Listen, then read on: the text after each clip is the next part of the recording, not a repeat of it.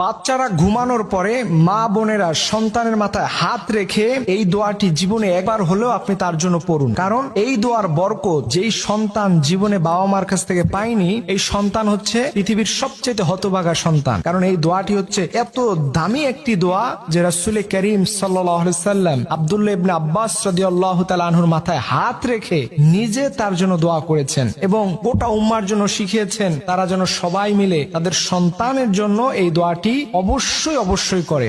ভালো মানুষ এসে পরিণত হবে এবং এর মাধ্যমে তার মাথার ব্রেন শক্তি, তার মেধা শক্তি এত বেশি বৃদ্ধি পাবে যে আপনি কল্পনাও করতে পারবেন না। এর জন্য রাসূল সাল্লাল্লাহু আলাইহি সাল্লাম আমাদেরকে শিখিয়েছেন যে অবশ্যই এই দোয়াটি তার মাথায় হাত রেখে ঘুমানোর পরে তোমরা পড়বে, আল্লাহুম্মা ফাক্কিহু ফিদ্দীন ওয়া আল্লিমহু তাউইলা।